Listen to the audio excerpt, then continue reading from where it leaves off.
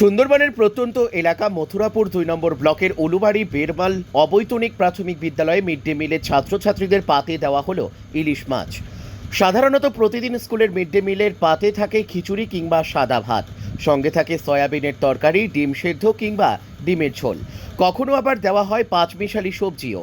হঠাৎ করে mid day মিলের পাতে খিচুড়ির সাথে ইলিশ মাছের ভাজা এবং বেগুন ভাজা পেয়ে তৃপ্তি ভরে খেলো খুদে পড়ুয়ারা। চলছে ইলিশের মরশুম, খোলা বাজারে দেদার বিকোচ্ছে ইলিশ, তবে আকাশ ছোঁয়া ইলিশের দামে হাতে ছ্যাঁকা খাচ্ছে মধ্যবিত্তরা। প্রত্যন্ত সুন্দরবনের বহু এলাকায় এখনো অনেকের বাড়িতেই ঢোকেনি ইলিশ, তাই প্রত্যন্ত গ্রামের এই প্রাথমিক বিদ্যালয়টিতে খুদে পড়ুয়াদের পাতে ইলিশের ব্যবস্থা করলেন বিদ্যালয়েরই প্রধান শিক্ষক শশাঙ্ক হালদার।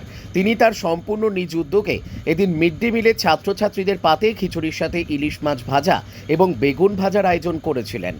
হাতে ছ্যাঁকা খাওয়া ইলিশের দামে খুব বড় ইলিশ না হলেও এদিন মিড ডে মিলে যে ইলিশের আয়োজন করা হয়েছিল সেগুলোর প্রত্যেকটির ওজন ছিল প্রায় ৬০০ থেকে ৭০০ গ্রামের মধ্যে।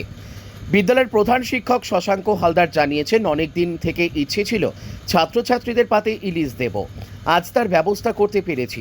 আগামী দিনেও সুযোগ আসলে এভাবেই পড়ুয়াদের পাতে ইলিশ তুলে দেব।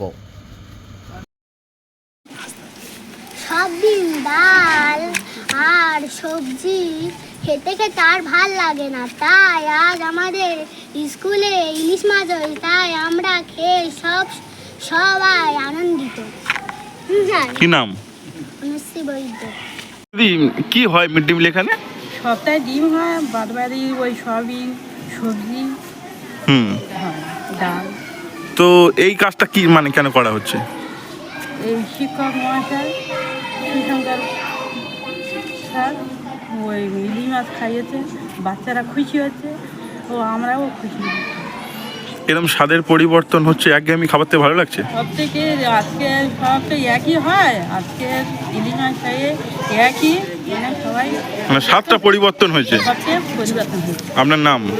স্বপ্না হালদার।